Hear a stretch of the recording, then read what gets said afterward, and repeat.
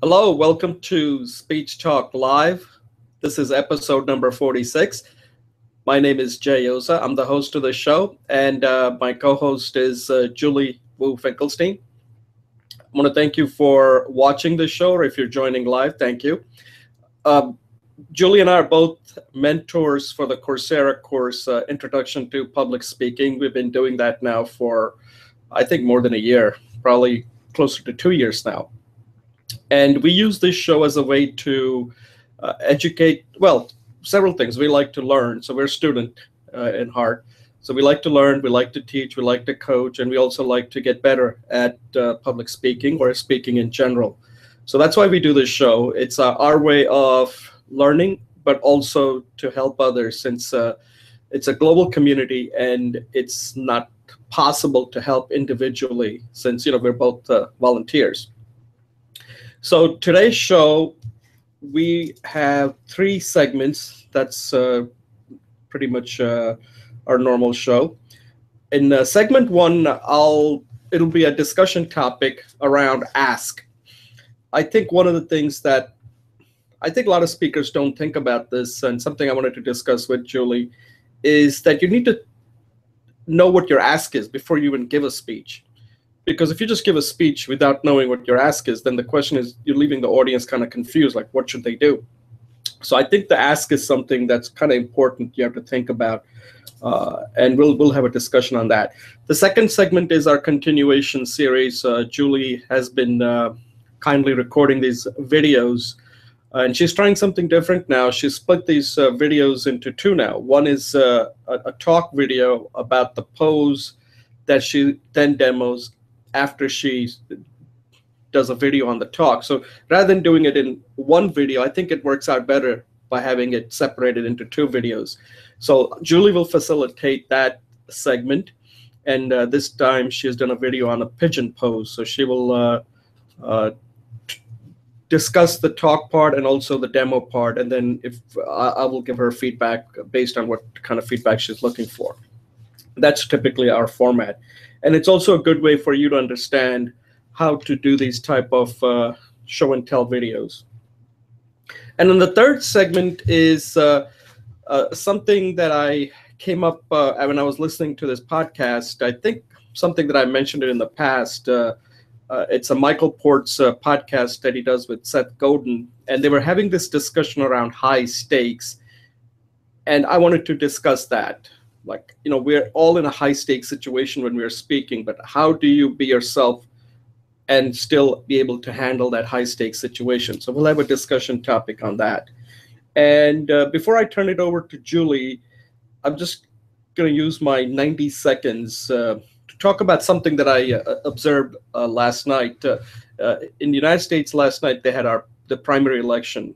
And on the Republican side, Donald Trump did really well. He won 5 of the states where they had the primaries. But the thing that was interesting was when he came to give a speech, I noticed something kind of interesting. He had all kinds of audio problems. And that occurred to me that here's the guy who's running for president, and he did not take care of this detail. I mean, his whole brand is around taking care of details. That's his brand. That's what he is. That's how he's become rich, But how could you miss something so simple as not taking care of the audio? I mean, this is at his site. This is not at some remote site or something that he has no control over. Even if he had that, he knew that he was going to do well. He knew he was going to give a speech. He knew he was going to ask questions. Why not make sure that the audio is the last thing that you have to worry about, that not working well? And it also goes to show that when you're giving a speech, make sure your audio is working before you actually give a speech.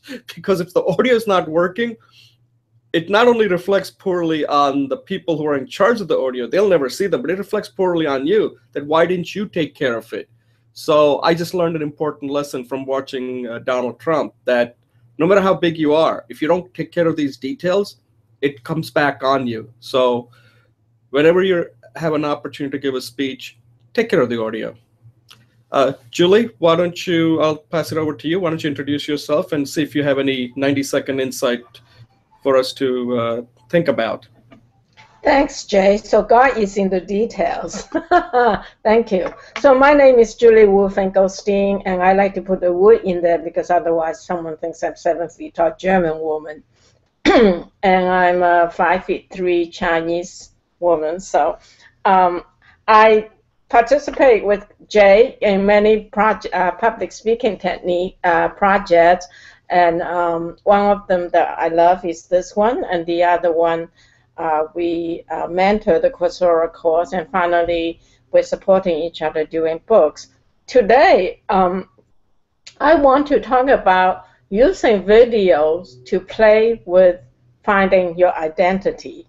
I have 2 people I coach, and they coach me on different things, and I've asked them to do a 5-minute video on something about themselves or their core message, because one of them is a musician, and he wants to be interviewed on TV and radio talk shows, and yet his handler doesn't really work with him on how to present himself. June is coming up, and he's supposed to go on TV shows in June, so I'm making him to do videos. The other person is I will call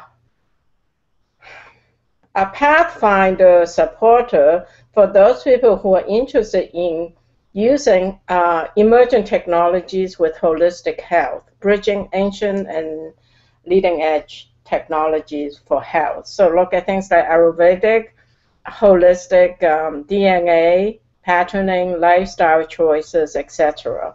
And she wants me to help her with a mission statement, so I'm asking her to do a 5-minute video on it, and she wants a tagline, so I'm going to work with her after she does the video. So taking the advice that Jay gave me, which is don't help people until they help themselves, they're going to have to step up with their games. And I'm inviting you all to talk about yourself on the video. There's a great software called Clipchamp, 5 minutes or its limit, and you can talk anything for 5 minutes, and then you can share with someone. Find a practice buddy. Jay has given me innumerable good advice. So I just want to share that 5-minute talk about yourself to help your identity and your mission. Do it now or do it today. And if you want someone to email to, you can email it to me. Best of luck, and thank you. Excellent suggestion, Julie. I will include your email, so if anybody is interested taking Julie's offer, I will include her email, and you can send it to her. What is the name of the software? Clipchat? Clipchamp, like champion. Clip. CLIPCHAMP.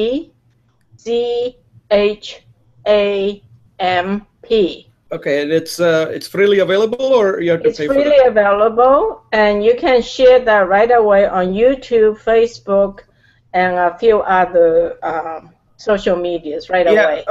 Maybe it might be useful if you can record a video on how you're using this Clipchamp. I know it probably is intuitive, but just so there are a lot of people out there, when you mention new technology, they get scared. So one of the action item I have for you is record a short video on what exactly do you do, give the people all the details on how to use it, and then show a finished product of a video. You can even say, this video, I'm using Clipchamp, and here's what I did. So that way people can then, because one of the things is you want to, sometimes the technology can also act as an impediment. So if you can show them how easy it is, then people will start doing it. The other thing I'll mention to you, I know you said you're coaching somebody who's going to be doing interviews. After you've coached that person, if that, you can also offer to that person to, since I don't know who that person is, that if they want to do a mock interview on the show, and they can then, we can do a mock interview, it'll give that person a practice, and then the person can watch it on YouTube how well he or she did. So offer that to the person if that person is interested in doing that, because I think it would be a good practice. I mean, obviously you're coaching them, but at some point they need some sort of like a role play where they can actually see themselves, how they look and how they appear, and answering questions. So that's good stuff, Julie. Thanks a lot, and we'll take a brief pause and move to our first segment.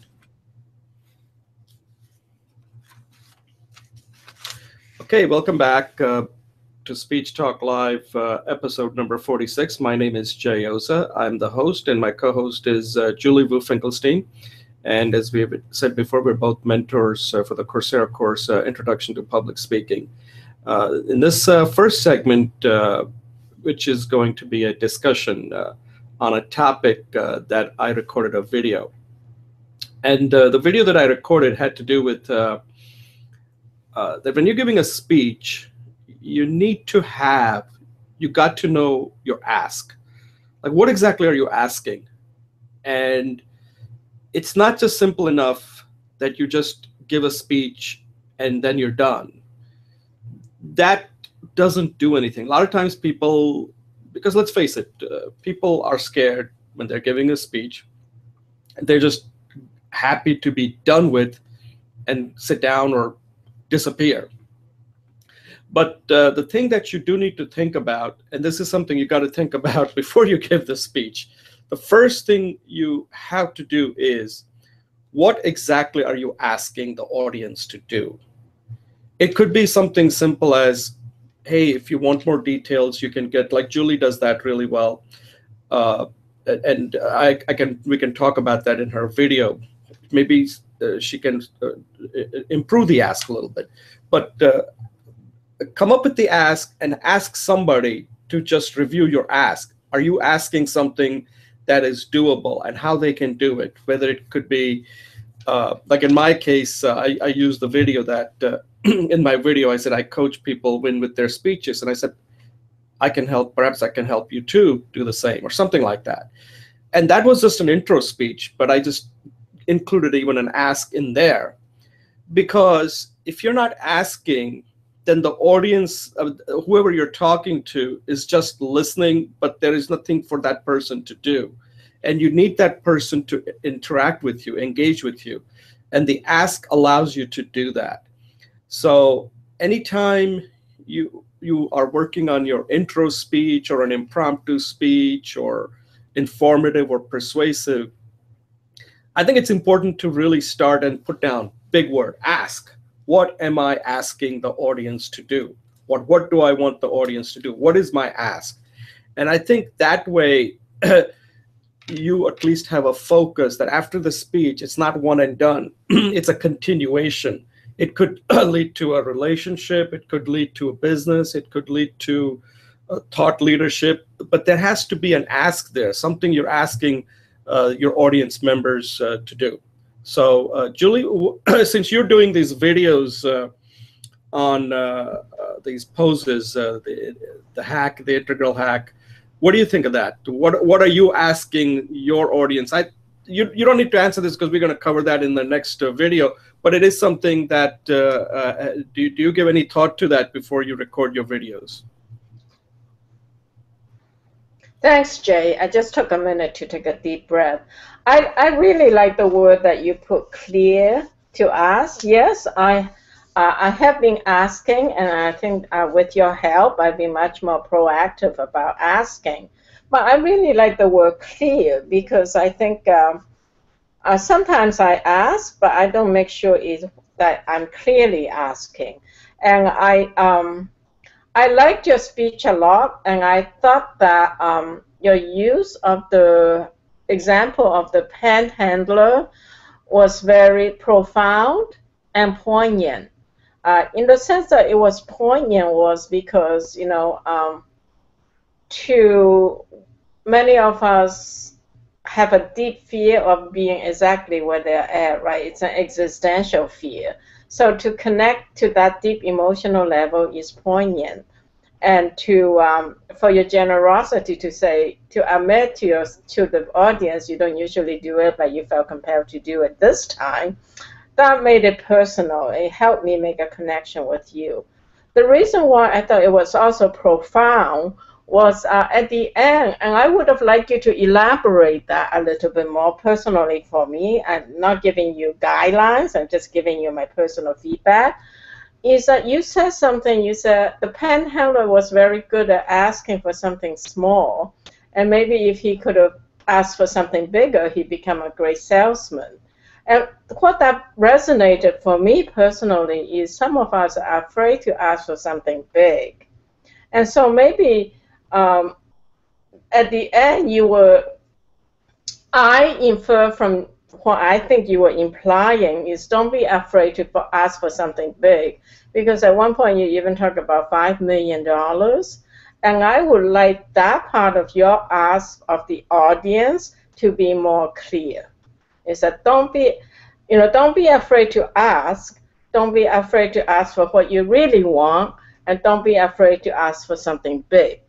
Like that's like 1, 2, 3. I've been working with someone that I want her to start saying 1, 2, 3, maybe not out loud, but in her mind, because what your point of 60, 30, 10, but 1, 2, 3, I would have liked to hear that actually a bit more clearly. So that's my. I really want to applaud you for making this like the foreground of the talk, because it helps me to focus on what is important that I might not be looking at. So thank you very much. Yeah, Julie, thanks a lot for that feedback. That example of $5 million was, I took it from this book, Donald Trump's book, The Art of the Deal, where Jimmy Carter had come to him after he had lost the election to contribute $5 million to the Jimmy Carter Library. And I think the first thing to do is, and I mean, this is a deep topic. I didn't want to make it too long because the main thing is I just wanted to get it out there. But I think now what you're saying is that there is much more here, that this could be expanded into a much longer speech, because there's a lot of things in here that what I can do is I can write a blog, and then we can see if I can turn that into an informative or persuasive speech. But the thing to do is first, we do a lot of role playing as far as here's our message, here's this, here's that. All that thing is fine, but at some point you have to kind of move the ball, if I may use that metaphor. And to move the ball, there has to be an ask. Otherwise, you don't move the ball. I don't know if you ever seen, when I grew up in India, there were all these cows, and they're pretty stubborn. They don't move. You got to goad them, otherwise they just sit there. They're like lazy. They don't want to move. And human beings are no different. You got to like poke them, like move, move, move. And ask is like that poke. You got to poke them, like, hey, like little kids figure that out very quickly. But then as they get older, they forget to ask, because now they think like, oh, I can do it myself. Why do I need to ask? So I think we just need to keep that in mind when we are giving a speech. What is it that we're asking? Because remember, speech, when I'm talking about a speech, I'm not just talking about being on the stage. I think for that, you should have it. Let's assume that most people will have that. But there are a lot of asks that we don't ever take advantage of in an informal setting, whether it's networking, whether it's, now again, there is an art of asking. You just don't go and say, hey, can you give me $1 million, like that. There has to be something that you can help that person with that allows you to ask. So I think there's a lot involved here. That's why I didn't want to go too deep into it. I just wanted to kind of throw it out there, saying that at least think about it when you're working on your speech, whether it's intro, impromptu, informative, or persuasive. So thanks for that feedback. And any closing thoughts on this topic before we move on to segment 2? I'm sorry, I didn't realize I was unmuted. Yeah, I think that's a great idea, and anytime I can support you, let me know. Thank you. Okay, great. Thanks a lot, Julie. And at this point, we'll end this. We'll take a brief pause and move on to our next segment.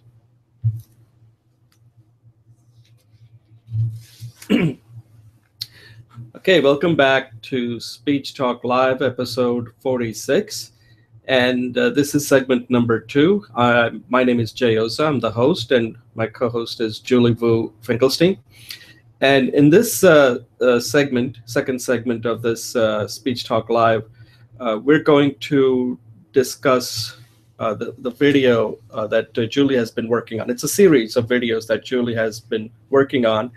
And one of the things that Julie's trying to do is educate people on these simple poses or stretches, so that you can kind of, gain strength, gain stability and even flexibility. So overall, the effect is that it tends to energize. You can energize yourself doing these poses that she's been working on. There are 12 of them, and in this particular video, she is talking about a pigeon pose. And what she's done here is this is something that came out of our last video where she had done a talk video and then a demo video, but that happened because of the software that she was using. But then I said, it might be better to do it that way. So here you'll see in this video, if you watch them, you'll see that Julie is very confident. She's got her act together. She doesn't have to worry about whether she's going to be able to finish it or not. She knows that this is going to be a talk video and this is going to be a demo video. So she's not trying to mix up the two. And I think it kind of shows in the video the way she has approached it in doing the video. And I think that's a very good lesson that if you're watching this can learn. Focus your video on one thing. You can always connect, stitch the technology. Technology should not be the hindrance. You can always stitch things together, but focus on the main message that you want to convey. So at this point, I'm going to turn it over to Julie to discuss the two videos, and then if she has any kind of feedback that she wants from me, I'll be happy to give it to her. So Julie, why don't you take over and explain the video that you did? Thank you, Jay. Yes, so to respond to your feedback, I agree with you that it was a happy serendipity that I'm doing two videos now because it really does give me more time to focus and to be clear. In talking about the pigeon itself is I'll talk about what I talked about and I'll talk about the movement. And I'm happy to take all feedbacks. I did find a camera my son has, so I'm going to try to use a different camera for the next one. So from a anatomy and function, a physiology point of view, the pigeon is about opening up our hips. So if you think of our body as a sideways H, so you have the shoulder and the hips, and then there's the spine that connects it, okay? The hips is the baseline, it's the bottom. And because human beings move, the hips are very important in providing strength and stability when we stand, and also dynamic movement. So the hips is the source of power to use the gravity forces, and to look at the reverse H is a really good thing to do because one of the things I always talk about is the forces of gravity coming down, but if you can in alignment, it actually supports you up. The second thing is the psoas muscle. The psoas muscle connects all the way to the middle of the spine through the pelvis into the inner thigh. So it is the hip is the hinge that moves everything and has the most mass in our body. Okay, so most of us, when we're young, our pelvis is too weak. So then we compensate using our pelvis and we lose alignment. And this carry us all the way into old age. And then in old age, we lose alignment continuously through the years. And also we lose flexibility because our fear of movement limits our range. Our limiting of the range deprive us of the range of motion. So opening the hips really is very important to be powerful, to live your life with action. So one of the things I do is if I'm doing a vision work or if I'm going into a big project, I work on my hips because amazingly, the fear to act is actually literally embedded in the hips, okay? So I try to explain that and also how powerful that move is. And then I demonstrated it, which I don't need to go through it. I think the demonstration was very good. And just as a final point, I'd like to say thank you. Without, this whole idea of serendipity, discovering things that we don't know about, I'm writing a book on these poses, but as you know, I didn't know how to move forward. And I believe by doing these features and having your feedback, I'm actually beginning to find organization and clarity. So I just want to acknowledge that sometimes we don't know what benefits comes from our practice, right? So thank you, and I'm eager to hear your feedback. Yeah, Julie, thanks a lot. Yeah, I think what you just said is quite interesting. That whenever you're stuck, the best thing to do is just keep doing it, because that in itself, by doing it, you will. Because when you're doing it, you somehow there's an energy that gets created, because that makes the other people notice it, and they provide some feedback. And you have to make sure that the people that are providing feedback really are the right type of people. But just by doing it alone, you will probably figure it out. And that usually, rather than looking for somebody to inspire you, it doesn't work like that. And I think my whole point was to just say, look, if you're stuck, that's okay. Everybody gets stuck, but don't get stuck in keep doing things, because then you will organize it, and everything you're doing, either you can use it or you don't have to use it, but at least you've done it. That in itself, it becomes a small win. And I think that's what you're noticing, that by doing it, it's helping you to gather your ideas better, saying, okay, yes, I see, this is now working, this is now working, oh, I get it now. But if you just leave it off, then you can't come back to it. So I think I agree with what you just said. I like the way you did this. The talk, you're confident, you go right up front, and I'm noticing it because I don't know whether not worrying about the demo allowed you to just say, okay, I'm just going to focus on the talk, but it showed that you were really relaxed. And I like the way you gave that the boxing example, which is the whole point of it. The talk was to get people really interested in the pose, and showing how much power, if you use your entire body, the way you're just using that punch motion, that it's not just punch, it's the entire body that you're putting into it. That's what gives you the power, whether it's boxing or any of the martial art moves, that it's the entire body. That's why you see sometimes these people that are not big, but they have such tremendous power, because they're using every ounce of their body into and they can actually break blocks and stuff because of that. They know how to do it. I like the way you ended it, the way you summarized it. Say strong. This pigeon pose will helps you with strength, stability, and flexibility. And then I like the way when you went into the demo, you started out with that, which is good, because I think the way you end the talk is where you want to begin the demo. That and at that point, the one thing I would suggest, and these are minor things, urge them to see the talk. That, in case you haven't seen the talk, we concluded the talk part about that the pigeon pose allows you to become strong, gives you stability, and gives you flexibility. And I urge you to watch it, because I go into that in more detail, since you're not going to do that in the demo, but at least let them know that that's there. Reference that. And I don't know whether you did or not, but I just noted it down, so maybe I didn't hear it. And then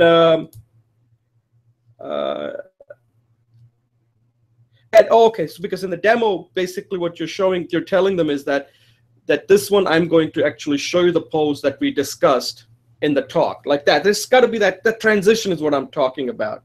And another thing, I think when you demo it, I think you talked about the 3 stages, and in the demo, you got to make sure that the demo is very consistent with what you're saying. When you were going through it, again, it should be referencing the talk, like, okay, this is the stage 1 that we talked about. Boom. And I think the pigeon pose was done in 3 stages. That's what you said in the talk. But when you were demoing it, I don't know whether you specifically used it. It's like, okay, this is stage 1. This is now stage 2 I'm moving into. And now I'm moving into stage 3, like that. So I might have missed it, but I don't remember the word stage coming up in the demo, that you did use in the talk. So you want to make sure that the talk and the demo are consistent. And oh, the last thing is, I just thought that the demo was really well done. The only thing I would point out is it again ended kind of abruptly. You want to relax a little bit before you actually end it. You just I think kind of ended it like pigeon is for power, and then you just said, and I'm Julie Wu Finkelstein. Just take a deep breath. You don't need to end it abruptly. Just say, again, let me just reiterate the 3 things again. And it's okay, like you said, you can repeat these things multiple times. That pigeon is provides you strength, provides you stability, provides you flexibility, and then there should be a call to action. Now that you've learned it, I hope you can do it. You can do it yourself.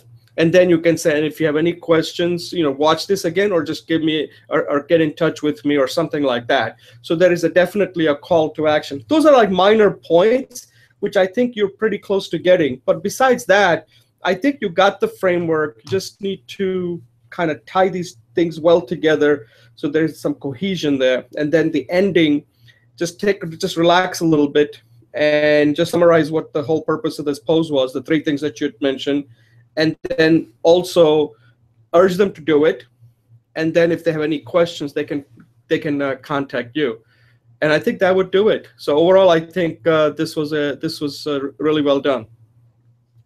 And any other questions? No, that's great. And I'll just say this was my 5th hack on the demo. Yeah. And because ClipChamp has a 5-minute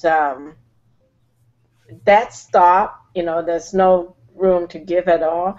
I just gave up on trying to include that. That's what happened. Right. And I know you were struggling with the camera in the demo, but then you finally got it right. Then you finally got it right at the end where it was showing you exactly what you were doing. I don't think there's much you can do about it unless you can get somebody to move the camera. So I know it's kind of tough to, like I said, one thing you can do is do stage 1 and then stop it, position the camera, do stage 2, then you can, in the video editor, that's a lot of work. Yeah, I would do that, except I ran out of time, as you know. Right. No, I think I noticed it that you had worked hard on this, because this was you said the 5th one? Because I saw 3 of them. I didn't include the other 2. Oh, okay. I did the talk hack 4 times and did the demo hack 5 times. So. Right, because I did see the improvement from the 1st to the 2nd to the 3rd. So I did see the improvement, and I think you should be proud of doing that, and actually also including it for me to see, because it shows to me that you are actually putting in the time, that you are actually saying, listen, I think I can do better than this. I think I can. But again, you don't want it to be perfect. You want it to be good enough. And I like it at some point you just said, okay, that's why these programs are good, because you have to finish it by Tuesday. You can't, otherwise you'll never finish it. Otherwise this could go on for another week and week and week, and then you'll just give up. So I like that imposed deadline there, that you have to get it done by Tuesday no matter what. The show has to go on. So at some point, the last one is always going to be good enough. And that's what we're looking for here. We're not looking for perfection. So again, congratulations, and I think you're getting the hang of it. You should really be feeling good about that, the way you've done this, that you can take it to the next level. And I like the amount of look. The only thing that you can say that you're doing, that you control, is the effort that you're putting into this, and you're asking for feedback. So you're doing everything right to get better, and that's the hallmark of a good student.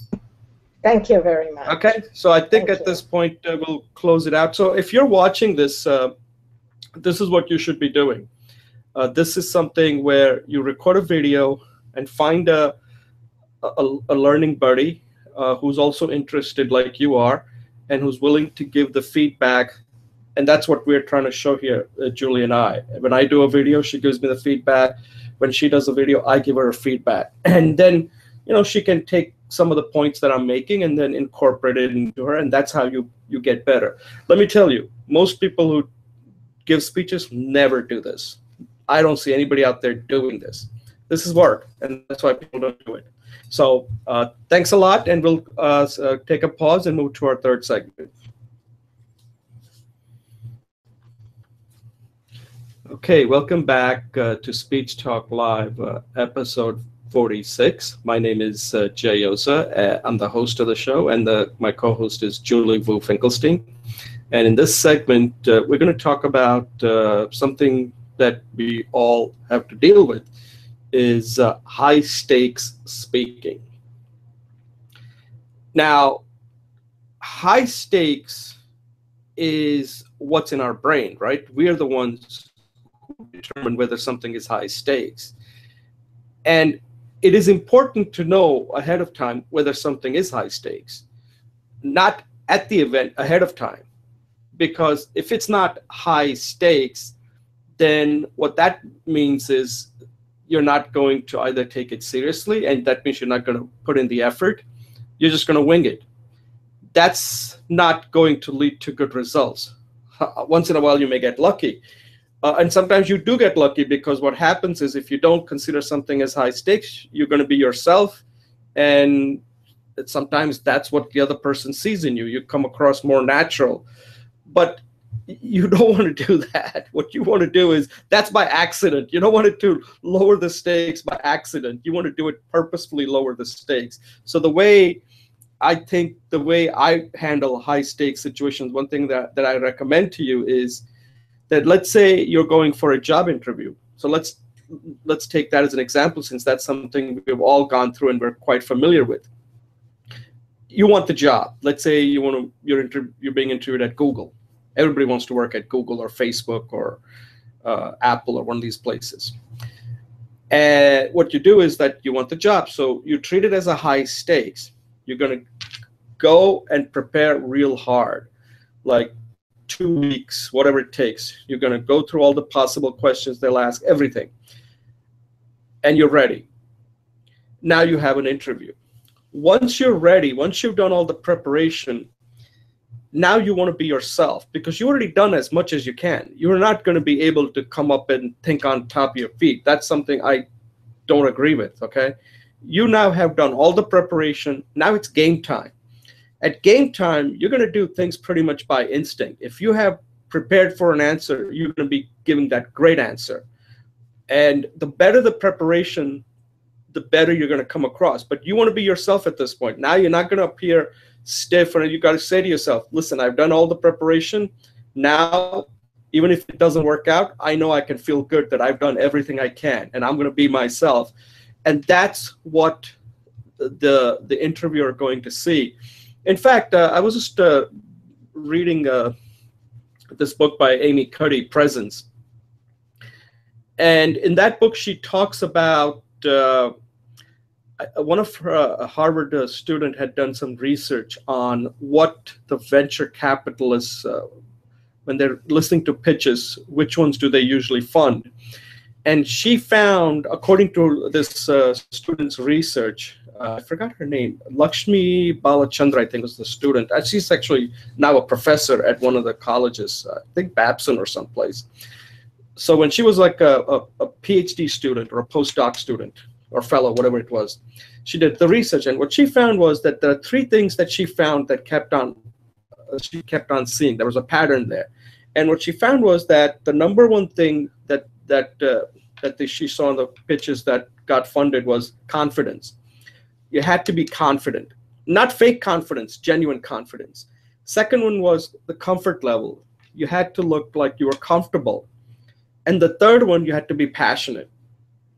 And she said the content and your credential didn't really have that much to do with it. If you had these 3, confidence, comfort level, and passion, then it likely got funded. But if you just came and said, I've started 5 companies and my content is so and so, the VCs didn't care about that. So people do see how you project yourself, how you present yourself. And that applies to, because let's face it, when you're trying to get funding, that is an interview. So it seems like what she probably saw, and I don't know, I haven't seen her paper. I think she's currently writing a book. I think what that showed to me was that a lot of these people have already had done the preparation before they went to the VC. And when they were in front of the VC, they were just being themselves. They weren't trying to be fake or anything like, oh, I'm going to make millions of dollars or come up with some sort of overplay the card. They were just trying to be themselves, even though they were a little bit nervous, but that was okay. But those three things really made the difference. So we're all going to be involved in high stakes speaking, and you want to be in the high stakes speaking, but that high stakes should only be when you're practicing. Once you've done all the practicing and when you're actually directly in the moment, you should really be yourself and saying, at this point, I'm just going to be myself. If it works out, great. Because in the post game, you can evaluate yourself and saying, okay, were you actually stiff? Why were you stiff? Was it the lack of preparation, or somehow you just stopped being yourself? And if you stopped being yourself, why was that? Like, why did that? You can be a little bit nervous, and that's all. It's the other thing I think I pointed out in the video is the start and the ending is very important. So it's very important to make sure that you have a start, because once you get that start, then you'll take over, and then you got to know how to end it.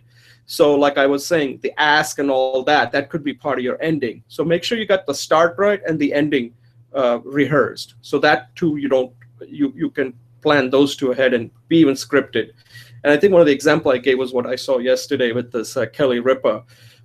She had some kind of a spat, and she came back and she had some cute line, the nightmare is over or something like that. And I thought that was scripted and was well done. So anyway, Julie, what are your thoughts on this high stakes? How do you deal with high stakes, and what do you recommend other students do when they are in a high stakes situation, like an interview, a meeting, or even a speech? Well, Jay, I'll talk about how I deal with high stakes speeches, and then I also like to give some comment on your speech. So for me, a high stakes speech, I think even just coming on to this show is high stakes for me, because I care so much about how I appear. I am not very much in the job interview these days. However, I do coach with people who are doing job interviews, and this man who's going to go on TV, and a woman who's going to be speaking with a bunch of people in a very global nonprofit environment. She has a high school degree, and her colleagues will be all double PhDs, mostly double PhDs. So these are all high-stakes speeches, and I support them. So maybe it's secondhand experience. I think the first thing, as I mentioned in our 90-second speech, is practice. I'm making them practice. The second thing is a clarity of identity, that they really need to be confident not just about what they're doing, but who they are, because that is the core. What they do can change in life, but who they are is something I believe that they just create. So there's a classic book by Berger and Lockman. It's called Social Construction of Reality. And I believe that even the identity, there's a certain degree of creation. And that's, I think I agree with you that you want people to be authentic. So I would say practice, be confident, be clear about who you are, and then everything else will come across. The second thing, based on today's talk, that I'm going to be very encouraging them to do is be clear of the outcome. Be clear of the outcome, which is what you talk about in your speech as well. And I think the third one may sound a little bit contradictory or paradoxical, but in job interviews, certainly true. But even in public situations, is be receptive and create a connection, which is what you did when you used the panhandlers example. So those are my key things, is be clear about who you are, be confident about who you are and what you do, and then listen or somehow be receptive and create a connection, and then be clear about the outcome. That's about 5 things. In terms of your speech, I want to again thank you for it, because every time you talk about something, it's really important. And I agree. Some of the hints I got from you was do practice, don't minimize, work out scenarios. That's 3. Focus on the beginning, memorize it. Focus on the end, memorize it. And I thought those were really good points, and I like your game metaphor. The only thing I will ask for a little bit more is in your definition of what a high-stakes speech is. It seems like that's like if I look at your title, handling is one major theme, high-stakes speaking is another. So I would like a little bit more importance focus on what is a high-stakes speech. I think I got from you that maybe it's an opportunity, maybe it's an emotional importance, maybe it's an outcome, and to investigate that in the scenario. I really like what you said that during the practice period, using the game metaphor, you want to play out all the scenarios. The one thing I will add is when you talk about during the game, you said be yourself, but then today's speech you added confidence, comfort level, and passionate. And I didn't hear that in your initial speech, and I would just add that to it. And I would say be opportunistically positive. Those 3 key terms for me comes to be opportunistically positive. It's just a look at things. Now that you've seen all the scenarios, put your energy on the desired outcome. And then that's what you ask for at the end. I'm not quite sure how to word that, but I hope you got the idea. So with that, I turn over back to you. Yeah, thanks, Julie, for the feedback. Yeah, those 3 things about confidence, I just kind of came up with it on the fly. Because I don't want it to be regurgitate exactly what I said in the video. So the video is just used as a way to have a discussion, and then I'm trying to see what more I can add to it that's not in the video. Otherwise, somebody said, hey, he just basically repeated everything that was in the video. So sometimes that's what happens, that when you're having a discussion, you'll come up with some more ideas. And then the video kind of stands on its own. I have a question for you. You said, let's see, be receptive and create a connection. What, how is that you're talking about, like by telling a story, a personal story, or how do you do that? For me, for the job interview situation, it's very clear. I will ask a question, but perhaps you can do that with a mass audience too. A lot of the times I see excellent speakers say, how many of you believe in this? How many of you believe in that? And what it does is it creates a stream or a spectrum of positions on the same major topic that they're talking about. So it differentiates and unifies and gives the speaker information simultaneously. And it interacts with the audience. So it gives, in a very few moments, it does a lot to create the dynamism and a feedback loop into the speaker's minds, so that the speaker knows where the audience is at and is able to create a connection. Right. No, that's good.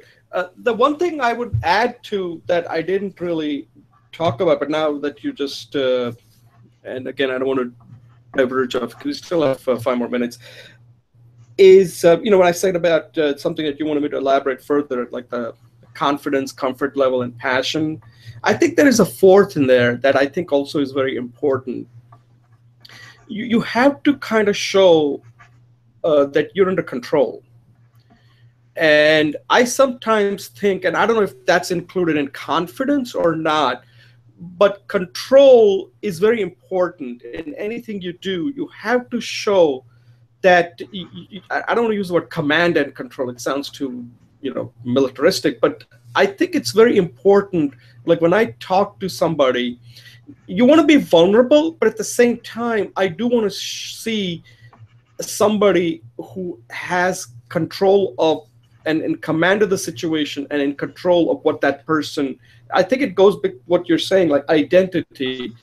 As long as you know who you are, you're under control. You don't want to be. You kind of want to stay between. Again, using this football metaphor, between the 40-yard lines. You don't want to kind of veer off to the one end zone to the other end zone, and that requires, like you were saying, practice, because you need to know that when you're given an opportunity. I think it's something you mentioned to me, that when I'm talking, I tend to veer off on topics, tangent topics too much.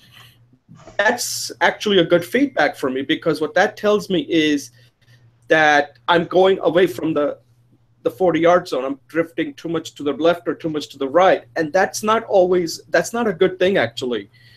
And I think in any kind of speech you're giving, whether it's this type of show, kind of helps us practice that you want to stay. You got to identify your zones. What is the 40-yard to the left and 40-yard to the right, and don't go past that, at least for this speech, because then the audience start thinking that this guy is like all over the map here. Where exactly is he trying to stay?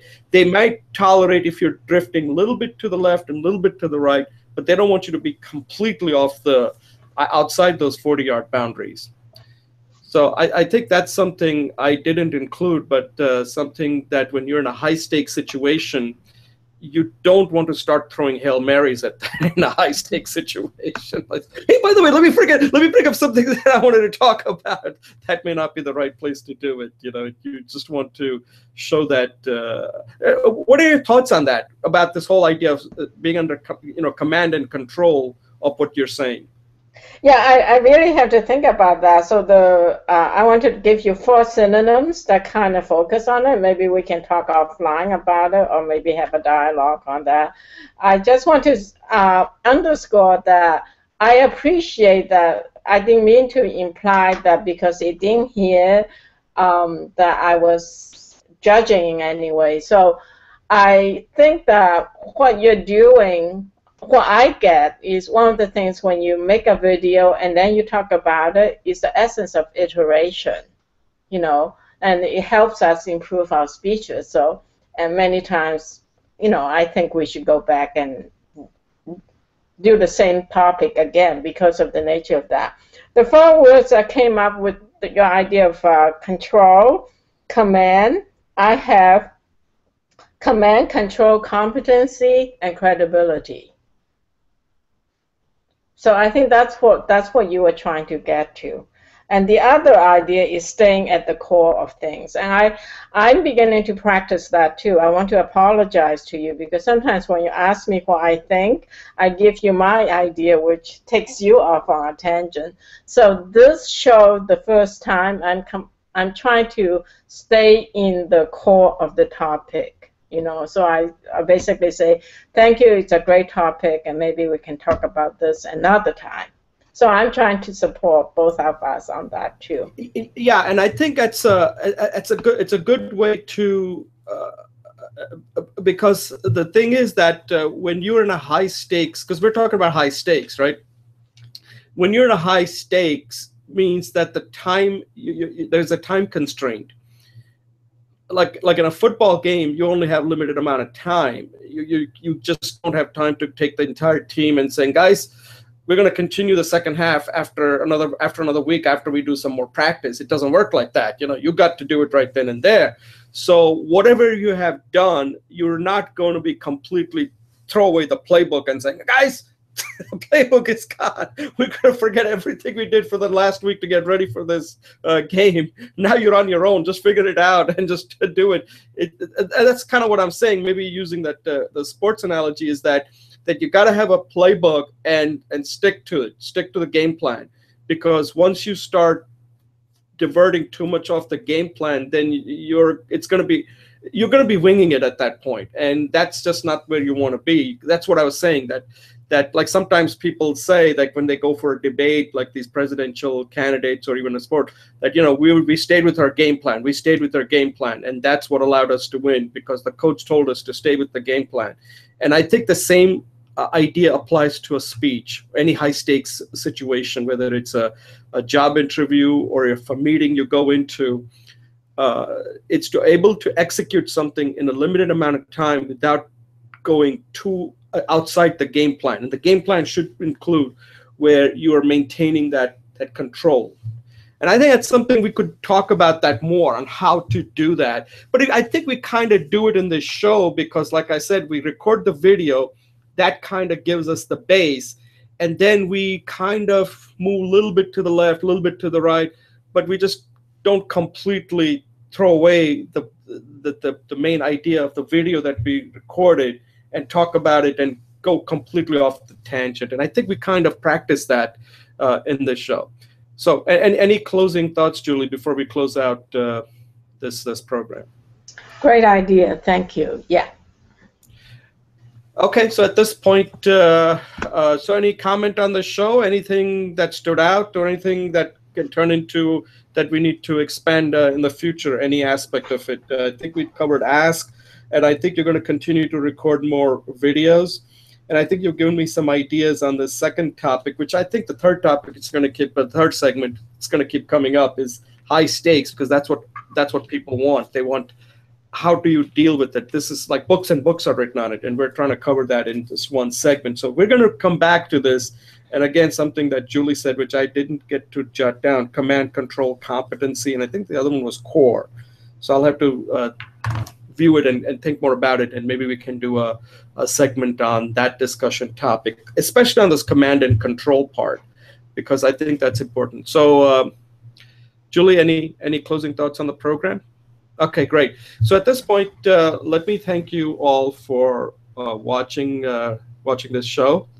And, you know, I'm currently writing a book that I've tentatively titled You Are How You Speak. And I really believe that, you know, you are how you speak. And Julie and I both take this very seriously.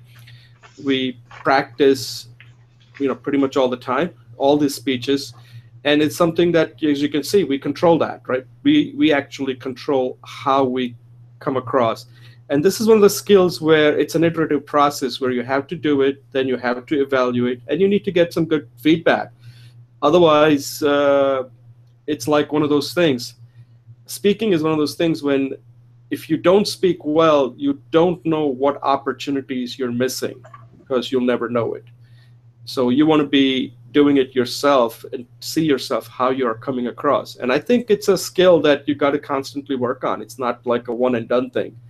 But the good news is that, look, we got the technology, we have the instruction, and hey, you have this show. So I hope this inspires you in some ways to do it. And at the end, it's, you know, there are three words. There's aspiration, there is inspiration, but the most important is perspiration. You've got to put in the time. And I hope you do it. And we'll see you in the next show, Speech Talk Live episode 47. So again, thank you. And that's the wrap. All right. Okay.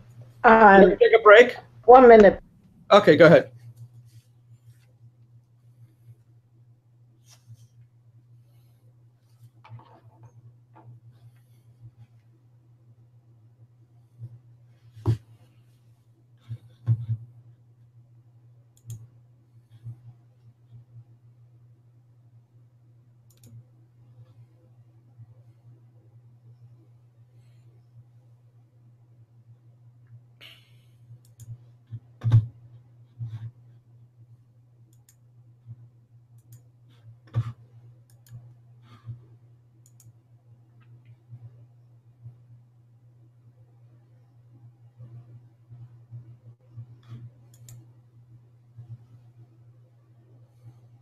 Okay, so you said you have 10 minutes, right?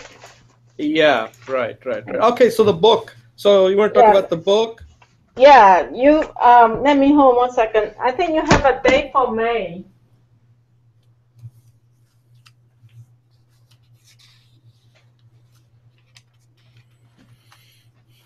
Yeah, you're going to have a title by May 1st. I already have the title. Oh, you did? I'm going to go with this. Actually, I'm currently trying to finish up my third draft. What I'm doing right now is I already have the draft. What I'm doing is I'm going through this Grammarly, get rid of as many grammar errors as possible before getting the third draft in a PDF format. Okay, Jay, I don't want to hear in between. I'm going to add like a project manager. When the title is not the title until you say that's set in stone. Okay. That's a title for third draft. Let's put it that way. Okay, title for the draft. What is it? Oh, okay. Let me bring it up. It's You Are How You Speak. Okay. And then there was a subtitle, or like you said, it's part of the title, but it's the description afterwards. It's like you said something like step-by-step guide to something like that. Okay, it's not done unless it's done. Okay. I have it. I can give it to you. Let me just make sure I get it right. Okay, you want to email it to me then? I can give it to you right now. Okay, I just want to be a hard ass. That's okay. That's your job. Right. Okay, it's You Are How You Speak, self-guided training to speak with anyone, anytime, anywhere, any occasion. Too long. Okay, so self-guided training. I think I changed it. You had something else. Self-guided training to speak for all occasions, something like that. That's what you had given me. Okay, but you like for any time? I just changed it for you like now. It better? Okay, anywhere, anytime. You don't need any occasion because anywhere, anytime is on any occasion. Okay, so get rid of that. That's my opinion. Okay. All right. That I can remember. I'm trying to use my brain. If I can remember, then that's okay. So we got anyone, anytime, anywhere. Okay. Yeah, anywhere, anytime. Self-guided training for anywhere, anytime. You want any occasion? I mean, we can add it. I'll put it in there right now, and then we can always take it out. This is again a draft, so. Right. Okay, so that's done. Great. So the idea is 5:15. You will have a PDF. I'll have a PDF. I'll have a PDF actually before that. You will send it to an editor though. That also includes editor. Okay. So one of the things I was thinking of was this, because see, here's what I'm struggling with right now. Okay. What this book really needs is, and I just wanted to get your take on it. I'm thinking of making this third draft. I don't know what you think. It's a good idea or a bad idea. Available to people who are seriously interested in becoming a good speaker. And I need because I was thinking I need a content review done of this book. Content can only be done by people who have interest in this topic, not somebody who has no interest. So how do I do that? So far the only person who has really read this is you, but I need other people besides you to read it. Because I don't have to fresh eye anymore. Well, you could look Can I make it available to Coursera student? Do you think that's a good idea or not? Yeah, you can, and you may. The problem is you have no control. You may or may not get the content, the quality of the content feedback you need. Yeah. So that's a chance I have to take, because otherwise at least that way I know that people who are registered for that course are interested in public speaking, and I can. I think what I'm going to do is I'm going to send it to Fabiana to just look at I have to point out specific things to look at, because otherwise the book is going to be too big to look at it from entirety, okay? So I can just say, hey, listen, can you just take a look at the 330 challenge and see if this helps? And that's it. So that way it narrows the scope considerably for the person. I think we're just brainstorming here and just want to be honest. And we got 5 minutes, yeah. Okay, so I think you really need someone to read the whole book, but not word for word, because what you want to get, you want them to skim it. You need someone to skim the whole book so that they can have some idea whether the message is consistent and clear across all the whole book. And where to find that person? You might have to hire somebody. Maybe you can hire Fabiana. Maybe you can hire Fabiana for $100 or something. Yeah, Fabiana is not the right person to hire because I would need to hire somebody that I don't know. Okay, then I would hire some. Maybe you can find somebody from India. Yeah, that's what I'm thinking of doing, and just pay them. There's a lot of really good writers from India, so yeah. I don't need them to write anything. I just need them to look at the content only. Right. I mean, you know what I mean. There are a lot of people who can do that. Yeah. Right. I think you're right. That's what I'm going to do. So I think you need to maybe pay a couple $100 the most, which is not that much. Yeah. The other thing I want you to do is to find a start already. Find a copy editor that you like. Start asking for a copy editor. And also find out your ISB.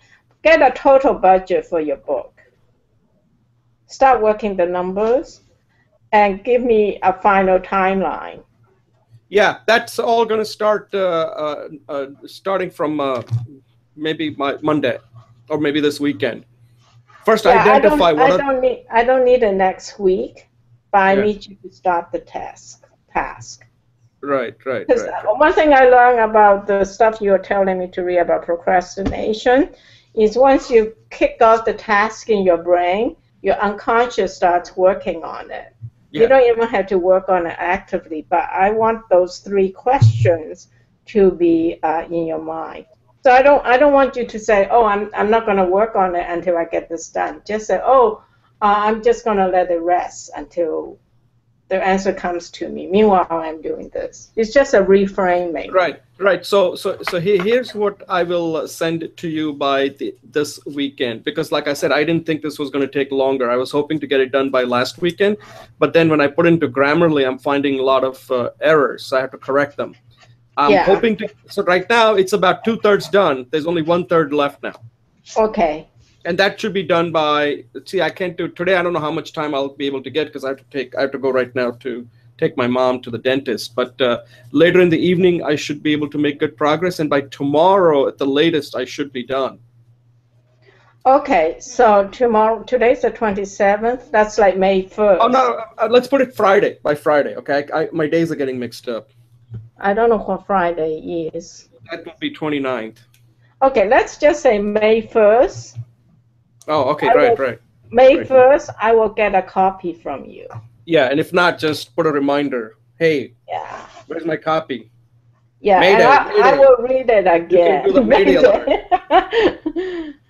And I'll tell you this. I don't care if it's Grammarly checked or not. By May 1st, I want a copy. Yeah, you better have it on your email. Otherwise, I better have my copy. Otherwise, you're going to be at my front door. Where's my copy? No, otherwise I'm going to send you something.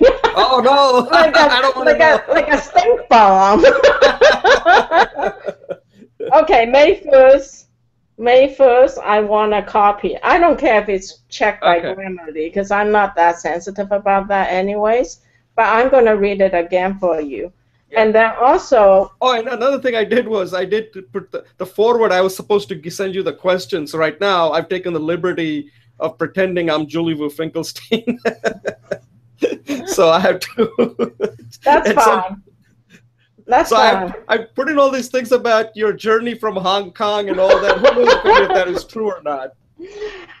Okay. Just send me what you got, and I'll start digging around with it. Okay? Based on some of the things you've talked about, I said, that you learned a lot about speaking from work, and some of it I just made it up. It's fiction, but just send it to me. Okay. Send it to me. All right, I will. All right, Julie. Thanks a lot. I have to run. Sorry to cut this short, but my dad's waiting there. Okay. I like it like that. Okay, take care. Thanks. Bye. Thanks a lot for your help, Julie, as always. Okay. Bye.